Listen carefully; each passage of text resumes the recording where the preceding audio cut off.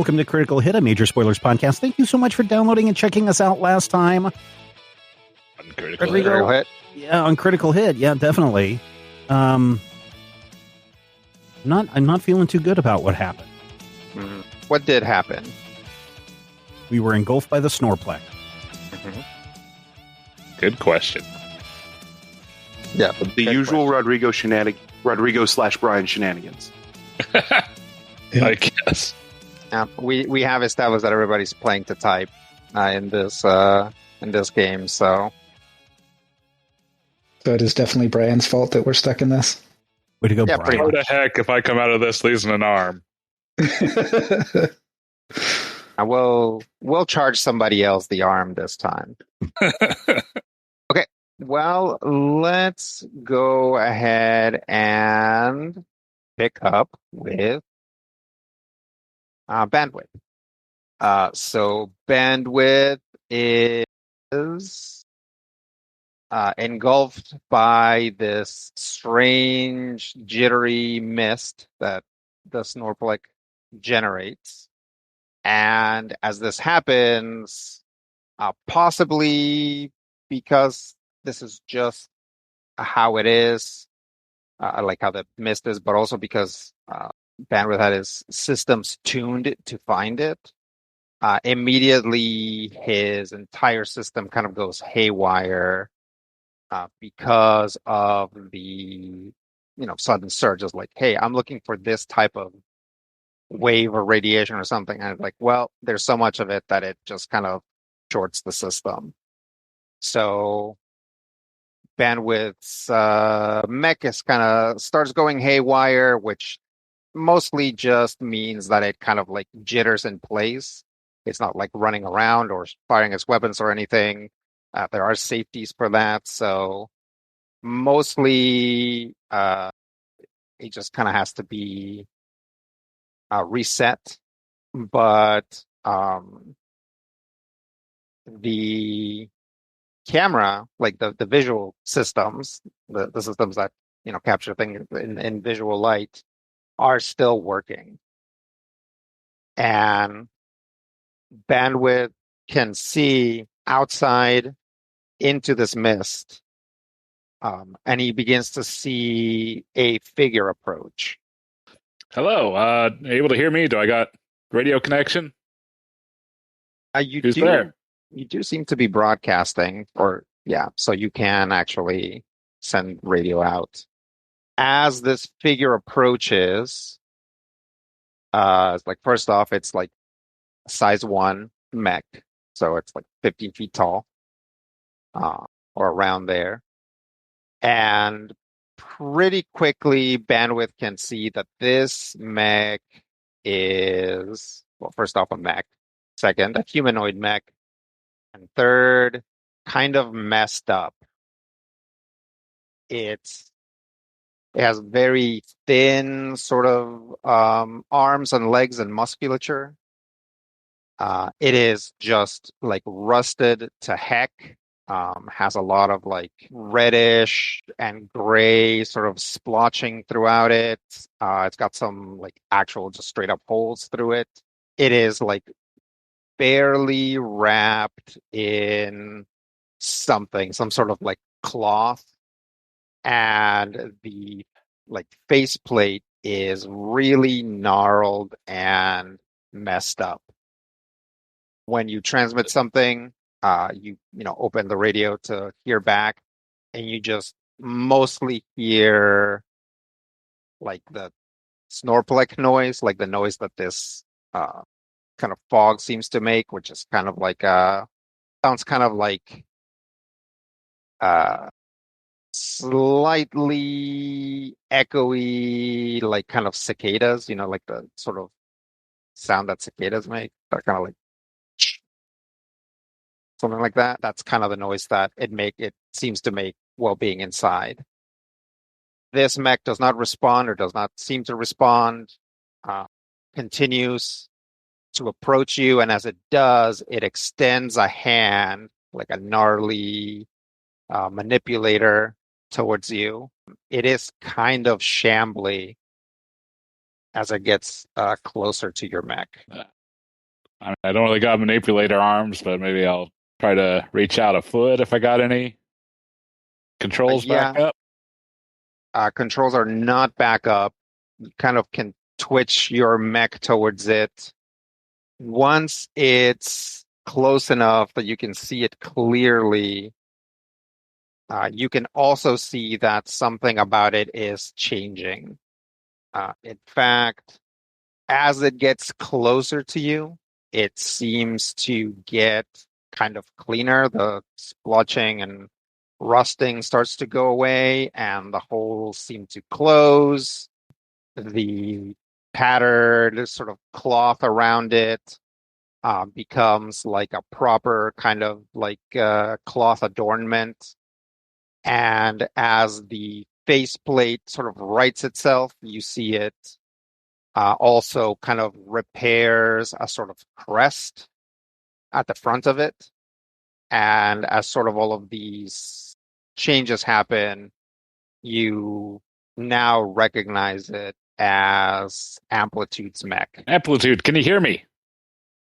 Ozan. The mech continues to move towards you, continues to reach out until finally it puts a hand on your mech and then shoves it really hard. So hard, in fact, that you kind of tumble like head over feet.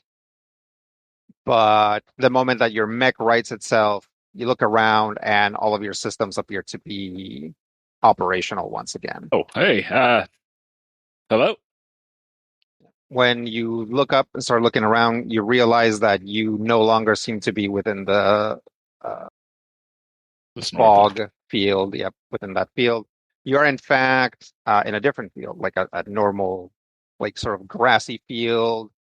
There's some snow on the ground, and you don't see any like civilization anywhere close. So you're really seem to be pretty far out in the boonies. As you, again, sort of as your systems are booting up, your sort of connection to headquarters kind of reboots, and you hear Kimber's voice going, bandwidth, anybody, hello, check, bandwidth, are you there? Yes, Hello. bandwidth, I copy. Wait, really? Yes, how long have I been gone? Holy crap, guys, I found him. Just stay where you are. We'll come get you. Affirmative. So, Kind of hunker down. yeah, gotta hunker down, like kind of stealth up. Yeah, let my mech do the invisible thing, and I don't know, maybe try to figure out where exactly I am. Yeah, after a little while, you can figure out where you are. If you look at the map, you are like up here somewhere. So you're at the pretty close to the far north of the northern side of the central kind of continent, that basically the imperial continent. So, way off over there, that there's like a couple major cities. At least I emerged on land, I suppose.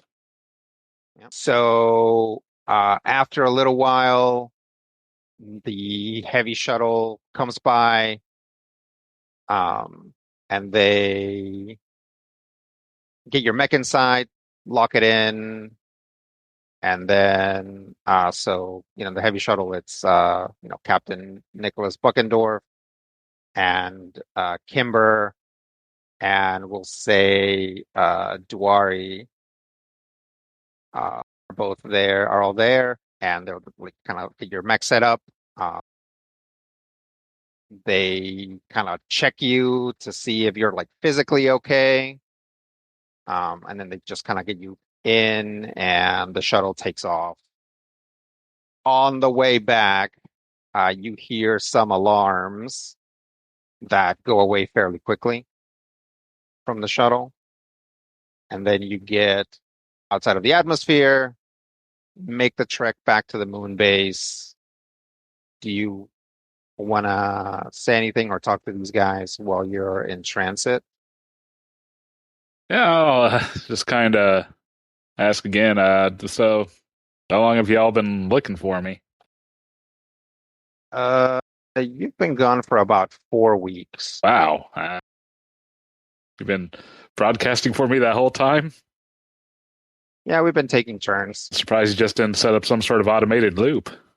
Well, Cameron's like, uh, I wanted ABSAP to do it because he can do it. He can just partition himself and do that. But Yeah. Bisk thought that it might be stressful for him since you guys have like a budding friendship for him to be doing that all the time. So yeah, we've just I been. see. I mean, have I been at the radio the whole time that I was supposed to be there?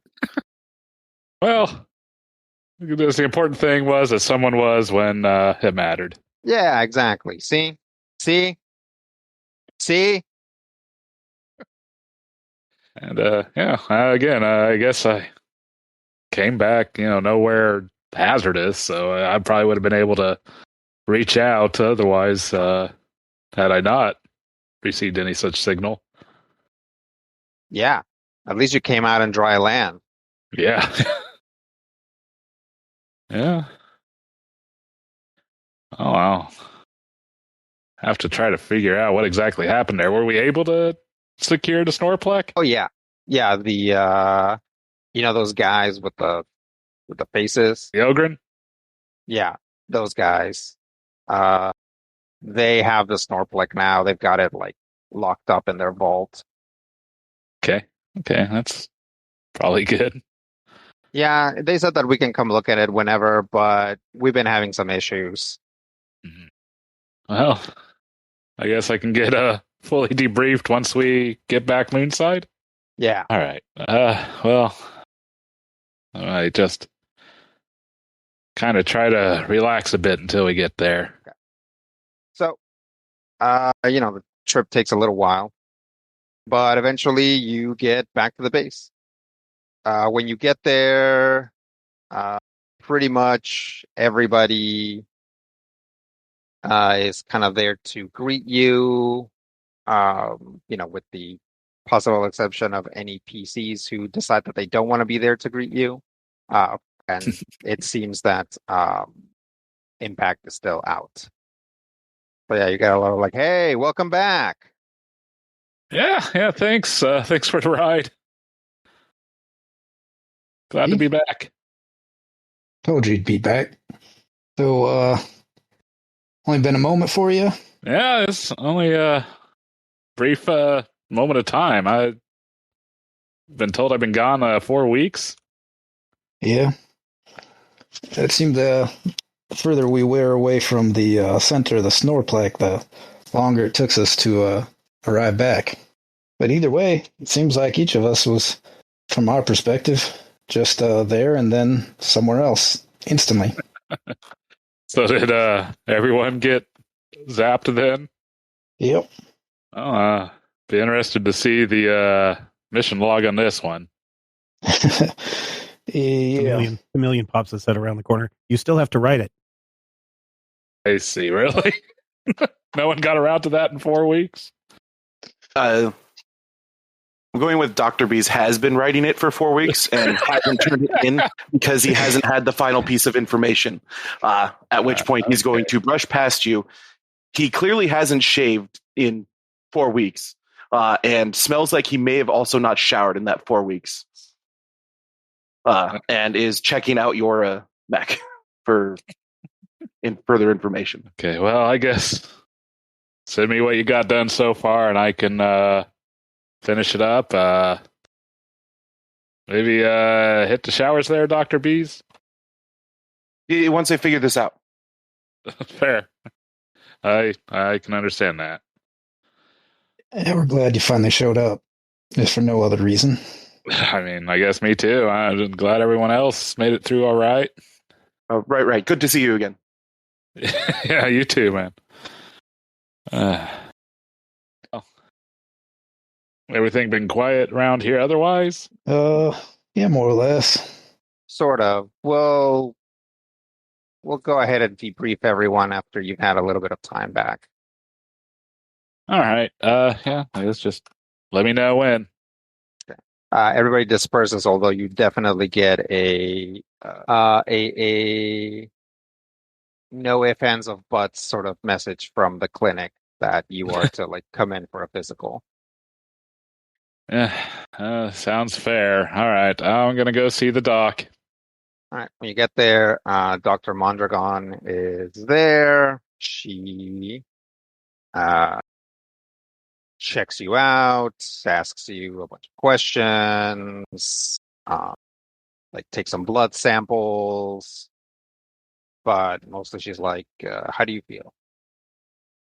I mean, feel pretty all right. I mean, a bit tired. By my reckoning, I pretty much just directly came off the mission, so just yeah, ready to wrap it up and hopefully get a little bit of rest before something else blows up. Well, you seem to be doing well.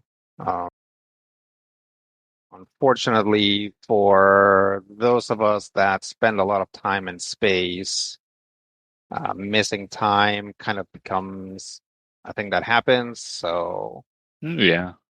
I'm glad that you don't seem to have any psychological issues dealing with it.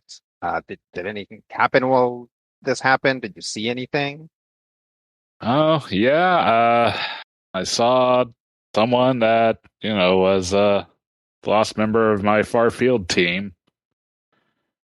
Part of the reason why I ended up coming to this planet. Well, that's distressing, actually. Yeah, it's a bit concerning. Yeah, it's kind of why I'm interested to see what the other people's experiences were, if this is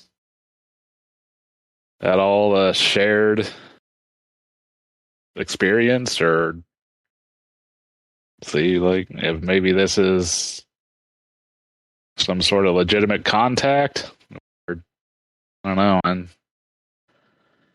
just quite curious. Well, we'll figure it out in the briefing. Yeah. Well, I guess until that happens, I'm gonna go put my feet up.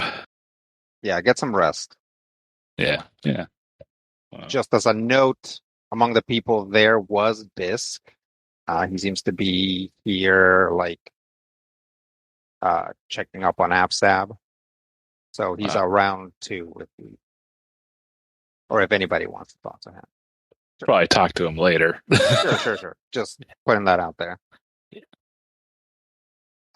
So eventually everybody gets a message for when the meeting's going to be.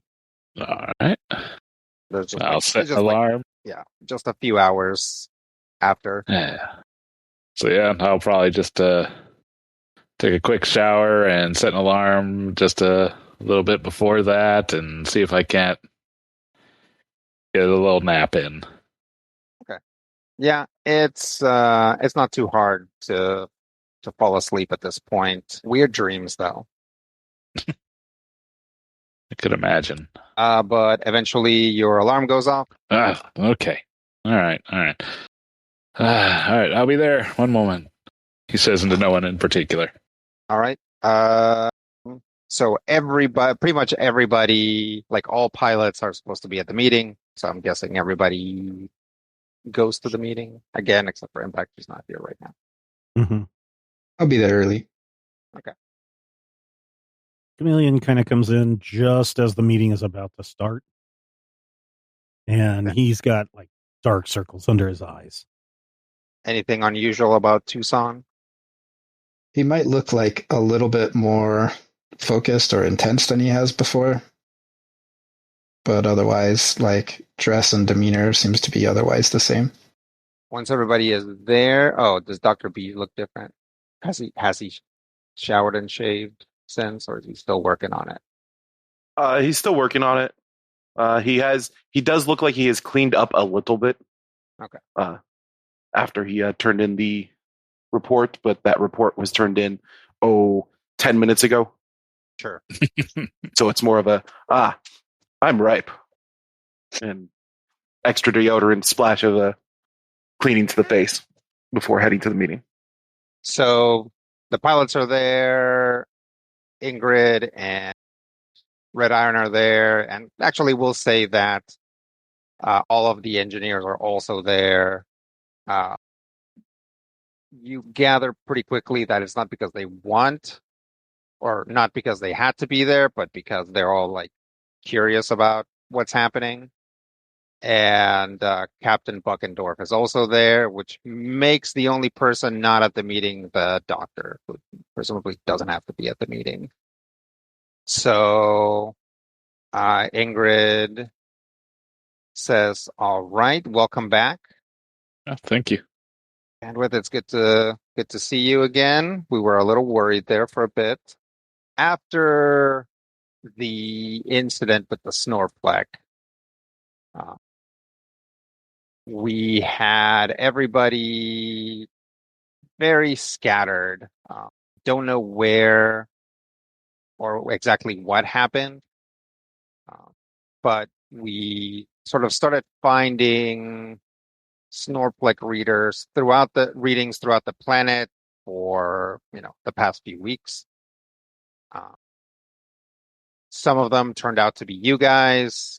Some of them turned out to be enemy mechs, and we think a lot of these are just like things that were in that facility, just like crates and paint cans and stuff that have been popping up throughout the planet. And she pulls up a map, like a sphere, like a globe of Infanzon, and it starts to get populated with little dots, and it is like covered in dots just throughout the entirety of it. The dots do cluster around certain places, but pretty much every region is more or less equally represented. And there are plenty of dots that are just like in the middle of the ocean. Perhaps the most surprising thing is that we haven't detected anything outside of Infanzon. So the whatever effect happens seems to either only extend as far as the planet or possibly is purposely focused on the planet, because also we didn't have anybody appear, say, 500 feet above the ground. That would have been exciting. Yeah. Our friends at the Mystery of the Ogrins are now holding the Snorplek in their vault. They said that we can come down and look at it anytime, but that it's sort of in a dormant state. Because things keep appearing that were there, it's essentially nullified our ability to take readings of these within these frequencies. So we're kind of blind to whatever's going on.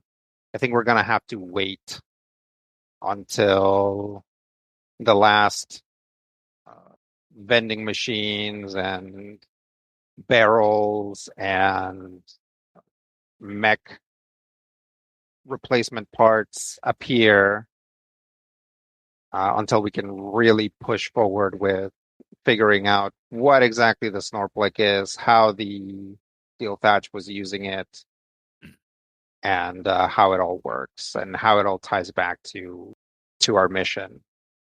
Does anyone have anything they want to bring up regarding the last mission and what happened? This seems like a very dangerous weapon to be in the hands of those idiots. Yeah, I agree. How did they even get a hold of one? Well, or whatever. Our current theory is as follows. More than a century ago, the empire of over Infanzon was run by the castles, right? So they had a sort of a system of nobility, and they were. I guess I should dial it back even further. This this artifact comes from a time even before that, to what they call the Oxbow Empire, which had some huge and frankly fantastical seeming technological advances. A lot of those advances were lost when the next empire, when they transitioned into the next empire. So the next empire probably had control of the Snorplek. And then when they were overthrown, the Snorplek either got put into a facility and forgotten, or the New Empire, the Magellanics, didn't realize what they had. So it was in this decommissioned facility, and then when the steel thatch moved in, they found it. They just kind of stumbled across it in storage. That's that's our theory right now. And So of there's course, probably more of these. I mean, I don't know if there are more of these. If by that you mean Snorplex, but Yeah. there could certainly be more artifacts from this empire that are still around that people either don't know where or what they are, or are just sitting dormant somewhere in a vault, or not in a vault, just like in a closet somewhere, if they don't know what they're looking at. Do we know if they're? Is it alive? Is it something that we can communicate with? We don't think so. It's some sort of machine, but we don't really understand what it's doing and how it works. She'll motion to the engineers. Chia will stand up and say, we've been analyzing it, but we've been running into some issues because we've done some 2D modeling of the waveforms that it creates, and then we did some 3D modeling of it. But we're worried that if we theoretically expand that into other dimensional readings, that we'll just be recreating it. Essentially, like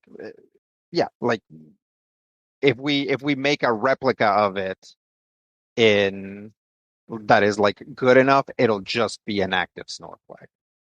And we don't want to just do that willy-nilly. So we're taking it slow. And unfortunately, aside from the fact that it's giving us a wealth of readings, it's very difficult to do anything about it with all the noise that it's created as it essentially continues to actively drop junk all over the planet. No offense. I meant, after you guys. Yeah, sure. So I've been doing some of my own research. Okay. This is Ingrid again. Okay. Does the name Instinct mean anything to anybody? Kimber looks left, looks right, and then kind of averts her gaze and keeps looking forward. Does that mean anything to anybody? But nobody else seems to respond unless any of the players are responding. No. Okay. All I know is that there's this. You said you didn't think that this was a living entity, and I've been trying to figure out what it was that we encountered, and I came across some stuff on the OmniNet that talked about a data entity that they call Instinct that was unleashed, and that Union may be using it, and I don't know if that's the same thing or not. Ingrid says, I don't think so. I don't see why something like that would be here and now. Infanzon has had limited contact with Union, but I guess that's something we can look into. Okay. Just, asking questions. Sure. Anyone else? I mean, I don't know how applicable it is to the debriefing here. I mean, I am curious to hear the others' experiences going through that event. Dr. Beast came back first. I was gone for about 22 hours. Felt like a blink of an eye. Did you see anything within the mist? No, once I was fully enveloped, next thing I know was at the bottom of a lake. I see. Yeah, I came back 4 days after the event. Again, the fog swept across us. I was trying to call out to you guys, and the next thing I know, I'm calling out to you guys on top of a mountain. And 4 days had passed, like the blink of an eye. Like that. That's just not normal. None of this is normal. You guys understand that, right? Yeah, but I mean, I can understand. I can understand having tentacles in your mech. I can understand how railguns work. I can understand slowly starting to understand how this interface works and how we can have all of these biomechanical bits inside of us. But this thing does not make sense. Correct me if I'm wrong, Union folks, but don't you have devices that can transport folk here halfway across the galaxy, and there is sometimes some kind of time dilation involved in the process? It's two separate things, Ingrid says. We have blink gates. Those are stationary things that can basically transport anything from one blink gate to any other blink gate. That's how we do most of our traveling within the core of Union. Other than that, we just have normal hyperpropulsion ships that can approach C and thus get places, quote unquote, relatively quick, although it can still take decades to reach certain places, maybe more. It is my understanding that we don't fully understand how the blink works. But, and she kind of motions at the engineers, this isn't like that, right? And they all kind of shake their head and they're like, no, we have systems to recognize if something is blink technology, and this isn't that, this is something else. Huh. So if you're saying we should be used to this, I mean, a lot of us have seen some stuff out there. But I think a certain level of Chameleon's seriousness about the subject is called for. We don't know what this is, and we don't know why it's happening, why it happened, and why it activated here and now. So, and why it's localized to the planet. Once you start, and she kind of again motions to the engineers, correct me if I'm wrong. Once you start dealing with the polydimensional stuff, there's nothing saying that like space almost becomes as immaterial as time.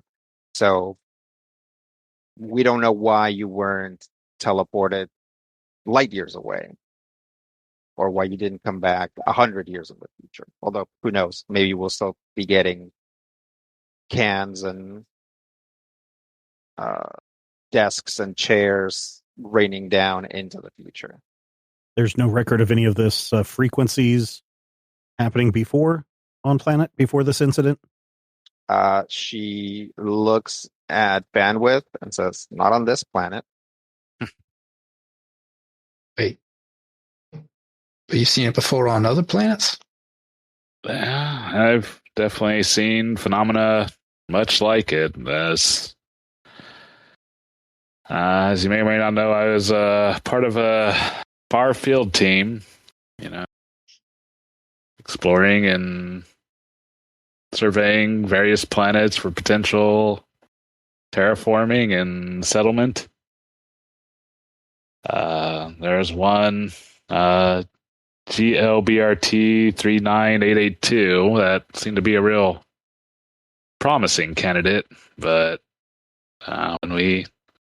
shortly after we touched down there, we kind of was assaulted by a very similar phenomena. It was pretty hard getting, back off that planet. And You say assaulted? Like well, there was a guiding purpose behind it, or like more I'm of a not. natural? I mean, I don't know if natural is really a term you can put for it, but assaulted is maybe a bit too flavorful language. No, just very much a harrowing experience, but I don't know that anything particularly seemed directed. Could have been some sort of automated system then?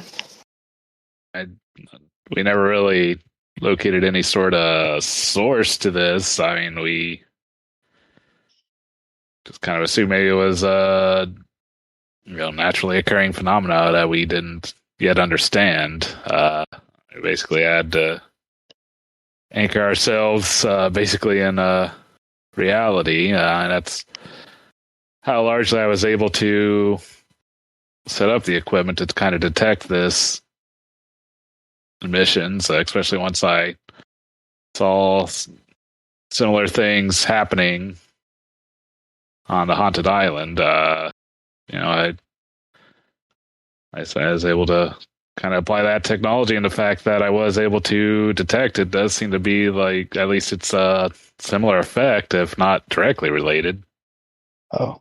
What empire did you say this Snorplek was from? They call it the Oxbow Empire. So she like motions to Captain Buckendorf. Correct me if I'm wrong. Our primary infants on amateur historian, and he looks proud and he like kind of waves.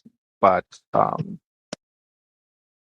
there was the Oxbow Empire, then there was the Cathedraic Empire, and that time is when the nobility and the mystery of the Ogrons were the dominant force in the empire, and they were overthrown by the Magellanics. So we're talking 2 empires ago, which has been hundreds of years, maybe close to 1,000 altogether.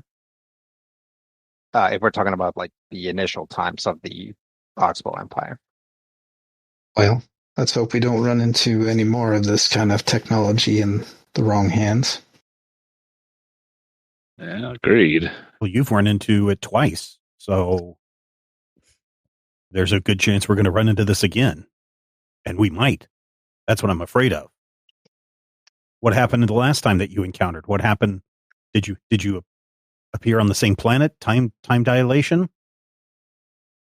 Yeah, we never left the planet, but I say it was quite the work to regather the crew and kind of make a little stabilization field against the effect to basically get that synced up with getting a rescue signal out. And yeah, it's not the most pleasant of experience, but No, it's not. And not everybody made it back that time. Nope. But we did lose a man. Kind of brings me back to what I was asking earlier. And anyone else, when you were in the fog, did you see anything? Anyone in there? No. From my perspective, it was darn near instantaneous. I take it you mean that you did? Yeah. I saw pretty dilapidated looking mech that, as it approached me, it seemed to regain some cohesion, and it seemed to be impact and not impact. Sorry, not impact. Sorry, it seemed to be amplitude. My missing crewmate, who pretty much pushed me out. That's where I found myself back on Infants On. Huh. Have we picked up any of the enemy pilots that went through this? We haven't, because we've only picked you up. As you might recall, it's actually, a lot of things have to line up for us to be able to do a mission. Because of the Empire's or because of the Magellanic's defense system. So we can't just fly wherever on the planet. It's pretty difficult. Just to pick up bandwidth today, we have to have the Alahamayel kind of do some maneuvers to potentially block just some missile fire, some like automated defenses. So we haven't been able to recover any of the people that were taken by the Snorplek. The Ogrins, the mystery of the Ogrins priests did not mention if they had captured anyone. But I suppose I can ask. So if any of those pilots have made it back, and we know some of their mechs made it back, but if any of the pilots made it back, they were kind of on their own and may have gotten picked up by someone else. We've been tracking all of the signals for everything coming back, obviously. Have we seen anything not land? Have we seen anything deposited in the air? No. At least not very far up in the air. There's been some stuff above the surface, but I mean, like feet, like in the maybe double digits tops. Everything else seems to pretty much appear on the ground. did we notice anything buried when it came back? It doesn't look like it, although it apparently seems to ignore the sea level. So Learned that one firsthand. yeah, we believe most of the stuff that has appeared in the ocean has appeared close to the bottom of the ocean. Have we accounted for every mech that was there yet? No, we can get readings on the basically the bursts of when something comes back. Not what the something is. Not exactly what the something is. We've been able to, shoot a laser, get a reading here and there, corroborate with, eyewitness accounts and stuff in places that we've tapped or bugged, or, some of our other allies on the planet can confirm certain things, but we don't have a very good scope on what exactly it is that's happening. We do know that a few mechs have made it back above ground, but we don't even know if the pilots made it back and why, right? Just, it could be the pilots didn't make it back. We just don't know. Could be the pilots didn't make it back because something happened to them within the Snorplek.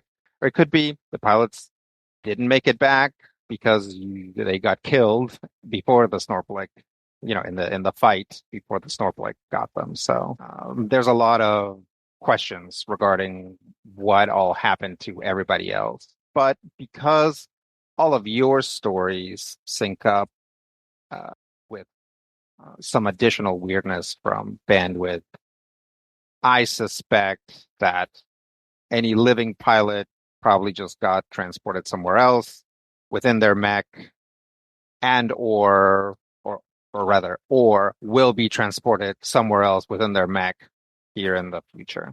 Because every burst is an individual thing, we've tried to do some estimates. We believe that the absolute maximum number of bursts should happen within the next month or so. So it shouldn't be much longer that we are sort of tied up as to what we can take readings of because of the bursts.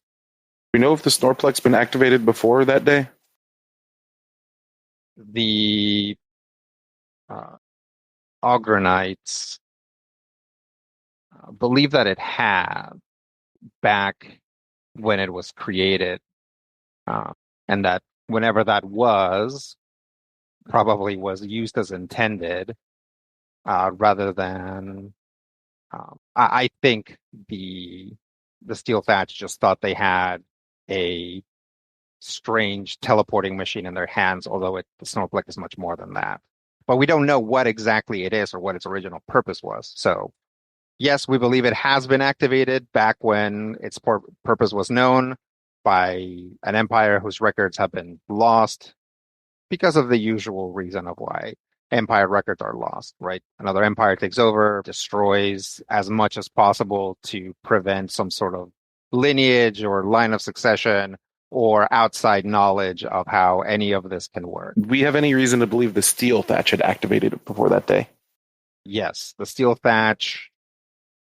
Oh, before that day, not before Haunted Island, although we do believe that they probably tried it out. They at least figured out how to measure the distance that it could send someone. They must have figured out how it worked, or one of the ways that it could work. And it's honestly kind of amazing that they managed to do it as precisely as they did. Anyone have the contact for a good salvage crew? Sure. What are you thinking? If we can find anything with sensors or any storage, they may have information. You mean if we can find another mech? Another mech, one of their mechs, any of their computers, if the Snorplek sent that away, it's something that was, you said there's been bits and bobs popping up as well as mechs, right? That's right. So, as far as we can tell, is basically anything that wasn't nailed down. That's right. And some stuff maybe that was. So if the computer that controlled the machine got teleported and we can find that, that would be the single luckiest break we've ever had. Okay. Why don't you get with the engineering team and try to figure out if there's a way, if we can figure out if that has happened and where. Any other comments or questions? Not for me. All right. Well, we'll adjourn the meeting once again. Bandwidth, good to have you back. Good to have all of you back. And of course, my door is always open. Come find me if you need anything. And Dr. Bees, once you have something, let us know, and we'll try to get you some resources. Sounds good. Okay. Meeting breaks up. The engineers kind of stay where they are and start like whipping out their tablets and stuff and look like they're good to just get started right then and there. We'll cover the nerds, but before that, does anybody leave the meeting? What do you do? I'm going to go back to my room. I've got some more research to conduct on the OmniNet, mainly because I've never had this kind of open access before. Yeah. Yeah. That is a good point. Bandwidth, some of the stuff that he was saying might seem slightly worrisome to you, not because it's bad, but because there are some rabbit holes out there that can be dangerous, especially if certain organizations are aware that he's looking for certain stuff. So you might think about giving him some guidance or not. It's up to you. Obviously, you can decide what to do. If you want to stay with the nerds, you can stay with the nerds. Oh, actually, I kind of wanted to go check some things on my mech. Okay. Let's see. Is there any chance that it would have been recording any data while I was within the fog? Sure. All right. Well, I'd try to see that data, see if perhaps there's any visual recording. Okay. All right. You sit down to start watching the visual recording, and all you see is kind of this fog. And then after a little while, you're like, wait a minute, like you were only there for like a few minutes, but like this recording goes on and on. So once you kind of stop and look at the file itself, you see that there's about 8 hours of recording, even though, and it all seems to be within the Snorplek, even though you were only there for a few minutes. Yeah, well, download this to a local computer and see what I can do to scrub through and analyze and see what I can determine. What about Tucson? I think most of this is a little beyond Tucson, so in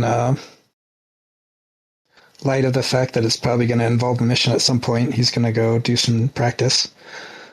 And specifically, he is trying to throw a javelin. He is practicing with throwing stuff in sort of an area of the hangar that's empty of people, so he doesn't accidentally impale anybody. Sure. You can also do it outside. That might be a better idea. Yeah. Okay. Tucson goes out and practices for Chameleon. Like you're looking around and it's like, looking for like reports of strange energy sources and like space-time dilations. Mhm. You get somebody with an article that's like NHPs are the most dangerous thing out there. What's this? Clickety clack, click, click. Read more. If an NHP cascades for long enough, they will invert their casket and turn into something known as an eidolon, which can be an extremely powerful thing. I know this because I've experienced it firsthand. I was on a mission in like a redacted planet. I can't tell you because then they'll find me. Oh, Anyway, an NHP there had been cascading for almost 90 years. Blah, blah, blah. And just kind of just goes on with like the story. And then that the NHP kind of turned into like a wormhole. Huh. But that, stuff that went into the wormhole didn't come back out before it just kind of disappeared. this is interesting. Do we know how long Abzab was cascading? I think he was cascading for about 50 years. Oh boy. Well, so he was abandoned about 50 years ago. So assuming he wasn't cascading right away, it's slightly less than 50 years, but probably close. Okay. I will put this into some kind of I'll put this on my data tablet and I'll put it on one that's in an incognito mode. So when no one knows that I'm looking at it. You can encrypt it. Yeah. Yeah. And then I will go and find, bandwidth. Okay. Bandwidth is doing that thing where he's like looking at a screen and he's got like a little shuttle knob. And he's like dialing it back, watching it again, dialing it back, watching it again. Hey, bandwidth. Huh. Yeah. Hey, Chameleon. What are you doing? Oh, just right now, kind of hoping I can find anything that my mech recorded that would correspond to what I thought I saw in there. Huh. I guess I didn't think of looking to see if my mech recorded anything. You might need to look at that check later. it. Yeah, definitely seemed to record far more than the time I remember experiencing in there. So it's very possible that even those of you that didn't seem to be in there long may still have something on your mech. So could be worth checking into. I might have to look into everyone's if they're amenable. What do you know about NHPs? NHPs? I mean, I don't know. I have like too strong of like academic knowledge on them or anything. Well, I mean, you're not from Infanzon, so you have access to more of the OmniNet than what we have on planet. Have you ever heard of an NHP cascading and turning into like a wormhole? Here, read this. And I handed my data pad that has the encrypted screed of whoever this guy was. Say, if an NHP cascades for long enough, they may turn their casket inside out, unleashing a strange entity known as an eidolon. Blah, blah, blah. A wormhole, and then disappeared. And, lots of comments that are like, can you believe they just have these things in every city? It's like, it's not just that, man. They like load these up on mechs and they go fight in the front lines. And they're like absolutely the most dangerous thing, not to the enemy, but to us, the consumer. Have you ever heard of this? I mean, I get real close and whisper. Absab was kind of cascading when we saw him. Yeah, that's. I mean, if you really want to talk to someone that knows about this stuff, you should maybe speak with Bisk, but I don't know. I'd put a lot of stock into this information. Why is that? I mean, the guy says he's seen this stuff before. I mean, there's a lot of people say they've seen all kinds of things when it's on the OmniNet. You just, got to be careful not to fall into too deep a conspiracy rabbit hole. Oh, I don't think it's a conspiracy. I'm afraid that the person that made that thinks it is. Once you start thinking that everything's a conspiracy, it can get dangerous. Much like the steel thatch we, confronted earlier. They think, this. They got ideas about conspiracies on, being substituted and genetically, so it can lead to some, not good thinking. It can be kind of dangerous. All right. Well, I'm going to still kind of poke around some more because Absab still says weird things. Well, when you got a different perspective than other beings, it can be kind of hard to communicate fully sometimes. You don't believe any of these stories? I mean, he's got a bunch of stories in there in his pad. Yeah, like, you guys talked me into putting this brain implant in, and now I'm finding out that SSC might have something that, can do stuff. Time-space bending stuff. I want them doing mind, time, space bending stuff with my head. Well, you got to worry about that. If they can do some time, space bending stuff, I'm sure they'll offer it at a great value to you. I don't know. That is in fact what it says on there. It says that they've applied it to some of their mechs. So, and if that's something you're interested in, you can continue to check through their licenses as they become available, but I don't think they're going to do anything untoward without express written and verbal permission. Oh, here's one on his pad that is just correct. It says that Mars used to have 2 moons, but now it only has 1 moon. That is true. and it did disappear in some sort of weird incident. That's history. Yeah. My eyes just narrowed down to a squint while I look at him as he's dismissing all of these factual things that I have found. Okay. All right. Yeah. Like I said, I'd probably, suggest talking to Bisk. He has good academic knowledge when it actually comes to this stuff. He might be able to better let you know what's, solid and what's not. You've traveled a lot more, so I figured you would have seen stuff. You kind of heard like what kind of things I've seen. Yeah, no, and that's why I think we got to take some of this stuff a little bit more seriously.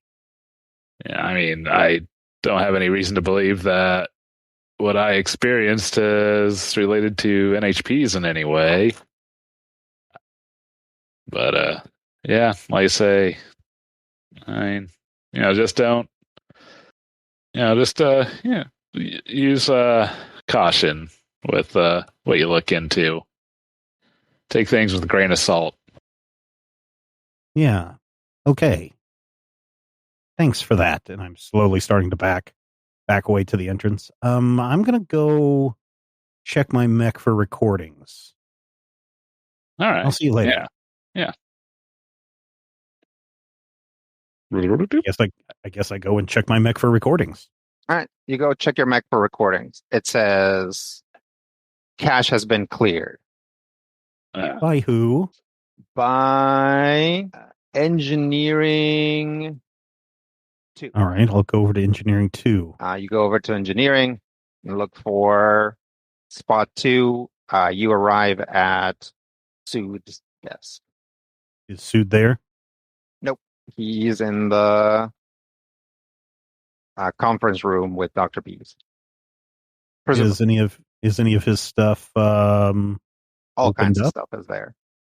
Anything opened up? Anything? You can. His terminal is like on standby, so you can try to get into it if you want it. Sure, I'll try to get into it.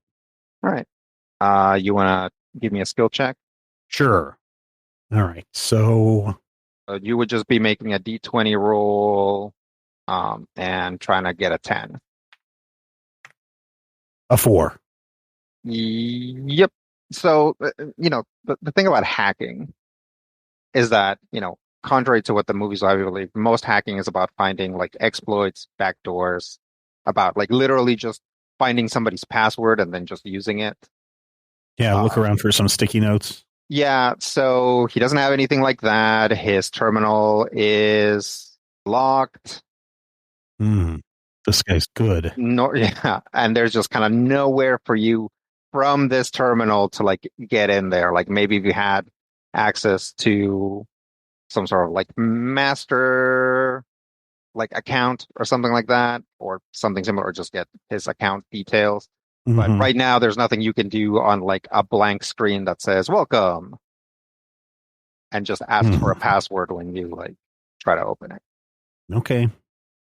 Mentally, I mark down, keep an extra eye on Sood. And then I scurry back to my room. Okay. Constantly looking over my shoulder the entire time. A Tucson. You get briefly strafed. Some of the moon makeshift mechs are still out here. They're still out there. They don't get too close, but you do like briefly. They like briefly get in like within their range, and 2 aces that are flying by shoot some rockets at you, but they don't hit you. They just kind of shooting in your general direction, and then they just continue on their way. Yeah, it's hard to hit them anyway. All right, well, that was fun enough for one day. I'll head back inside. Yeah, so meanwhile, Dr. Bees and the engineers, how are you sort of moving through this for Dr. Bees? Gathering up any information we had from our scanners, sensors, etc. on the mechs. Grabbing the video from the day of, because I assume it would have been stored after it was cleared off the mechs. Yes, it absolutely is, and it's readily available. Yeah. Right. Rob knows he's going to be working with a crazy person. It's not crazy if it's true. Also in the game. Yep. Yeah, so first thing, just wanting to go through all of the background information we had to see what size of things we'd be looking for, what we've seen, what we could have documented in the building that might be, and especially anything that was directly under where the Snorplek activated from. And if we can track down any of the signals we've gotten for, is there a size difference or an intensity difference with any of the signals that we've had? Like if when the mechs came back, was that a bigger signal than when, like, say, a random vending machine popped out? There are subtle differences. It is slightly easier to track stuff like the mechs and vehicles because these guys happen to at all times have their channels open. So there are like kind of corresponding radio bursts to the mechs and to like the those little drones and stuff, because they had to be connected to some sort of thing. So they're also like basically pop out and immediately start looking for the Ethernet. Not really, but they start looking for a network. So stuff like that becomes a little bit easier to track once you start layering it on top of each other. So possibly if you can get a hold of one of those mechs, you might be able to then use it to like figure out what all was on the network. And if there is something like that computer that you're hoping to find that wasn't networked in, or that, at least had some contact with the mechs. All right. I want to focus on the stuff that was. I want to focus in on the stuff that was dropped into the ocean, because I feel like salvaging stuff in unpatrolled waters is going to be easier than trying to find something that showed up in the middle of Mohan Garden. Sure. Okay. Yeah, you can actually find a couple promising dots, which are, miles away from each other, but not hundreds of miles away from each other. What are regions, areas that are going to be friendly to us? Okay. You see the map? Yep. Okay. So the map of Infanzon, which I'm describing here for our podcast listeners, has two polar areas. Not much going on there. They're very cold. It has a big chain of actually it has several wonky looking islands, but a sort of cluster of very large, basically small continent type islands on the north western side, called Keywood and Zancabria. Those places are occupied except for the mountain range in Zancabria itself, which is where the Zancabrians are hiding. Down on the south, there's Bendessa, which is another continent which is shaped in a weird way and seems to be like purposely shaped that way, like maybe some sort of like terraforming thing happened there. That place is also occupied. There's Haunted Island, which you guys have been to, which is friendly. There's then on the top, or at the northeast, there's an archipelago called Cat Island. There's an island called Cat Island, but also the archipelago itself is generally referred to that. That place is also friendly to you. Basically, Zancabria and Cat Island are the only remaining sovereign states that are not occupied or completely taken over by the Empire. Lastly, in the middle, there's a big continent that has kind of like a top bulb and a bottom bulb separated by a desert in the middle. That's the Zarnak Desert, which is where the Pyolimians live. That place is friendly, ... question mark to you, in that it's a horribly inhospitable place, but there's some friendly people in there to you. Other than that, the continental areas of Mobod, Dolaton, Pechapa, Obalem Nefiria, those are all squarely the Empire itself. This is the Imperial Core. The area called PND, that's the Prime Navigational District, which is the core of the Empire, like the actual capital city of the Empire. Also, where La Cortesina is located, which is friendly to you, but only that there is friendly to you. Then Denma'a, which is another island kind of area on the southeast,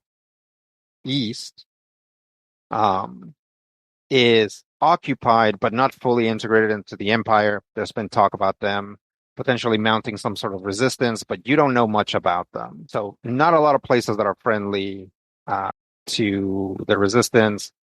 Probably, if you're looking to have some sort of staging ground, your best bet would be Haunted Island or Cat Island, with Haunted Island being like by far the easiest, simply because it's occupied by Union, and any sort of like permits or bureaucracy or something can almost certainly be expedited by Ingrid. And, there's a bunch of Union resources there. I was maybe hoping some stuff may have shown up in one of our friendlier locations. I mean, some stuff almost certainly landed in Cat Island and Hunted Island, but not any clear mechs or drones. Because, you'll recall, even though there were a bunch of them, there's only so many of them, right? If every stapler is being dropped someplace, statistically speaking, a handful of mechs could have landed anywhere. So yeah, using Haunted Island as a staging ground for this and finding the highest concentration of stuff in the ocean, the Western Ocean, is where we can start, and looking for any radio signals coming from there that pair with the locations of Snorplek signals. Yeah, you can put it through and see if you get some sort of ping for that, or rather, basically hand it to the bureaucracy and let them figure out when and how. Yeah. Okay. Is Chameleon going to talk to Bisk? Sure. I'll track Bisk down. Okay. Where's he at? He is at the mess hall. Okay. / whatever else is going on there. Looking at his computer. Okay. He's looking at his computer, and then all of a sudden it's just like Chameleon appears. Hey, Bisk. Oh, hey, Chameleon. Hey, I've got a question for you about NHPs. Sure. Have you ever heard of an NHP that cascades so much that their caskets turn inside out and they turn into a wormhole or unleash some reality-altering entity? There's some theories about something like that. Hey, have a seat. Have you ever heard of something called an eidolon? Yeah, that's what. So theoretically, that is something that can happen. And so there are some reports, although they're not fully corroborated, that things like that can happen. NHPs kind of exist separate from what we would consider certainly our cognition, but things like the rules of physics and stuff like that. They are some of them are able to exert great control over things like that. So if they get out of control, they can turn those abilities into sort of very dangerous situations. And by out of control, I of course mean out of their own sort of cognizance of control. And are we or the authority weaponizing this?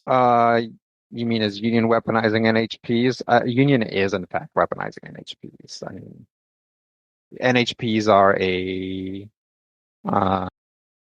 fact of modern intergalactic or transgalactic warfare.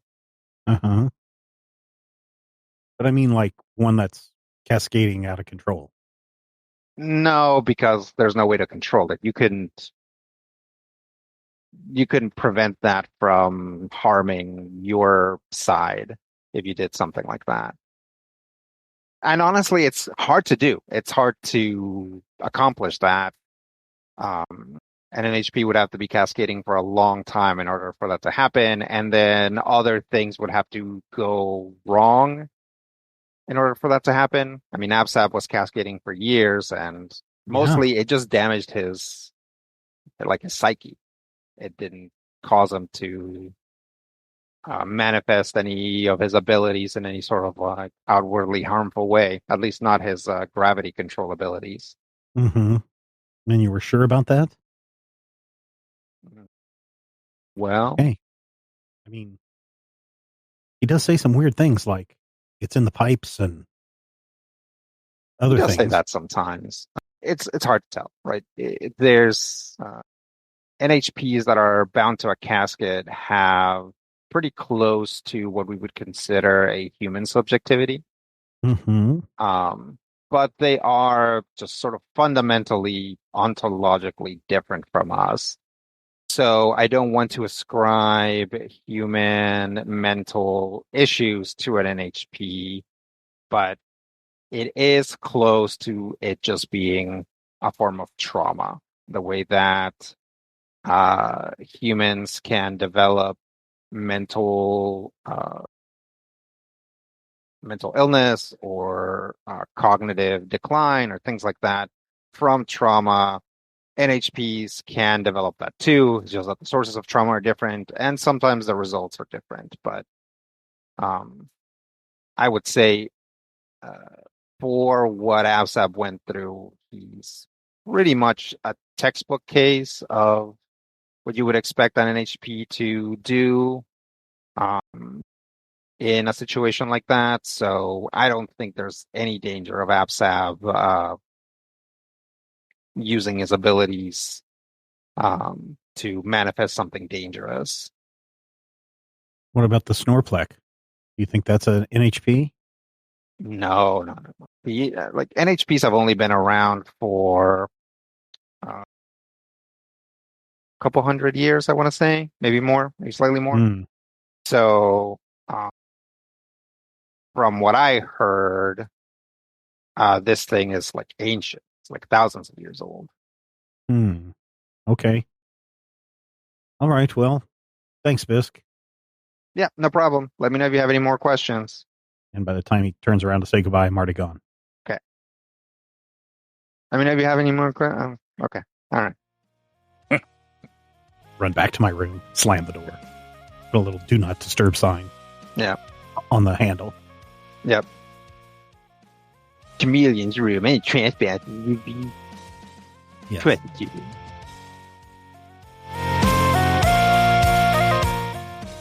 Critical Hit is a production of Major Spoilers Entertainment, LLC, and is produced and edited by me, Steven Schleicher. If you have thoughts, questions, comments, ideas, drop us an email at podcast@majorspoilers.com. If you want to discuss Critical Hit with other Critical Hit fans, be sure to join the Major Spoilers Discord. You can join it for free. There's a link in the show notes. Get into that Critical Hit channel and talk to your heart's content. If you're looking for character sheets, we've got those too. Point your browser to patreon.com/majorspoilers.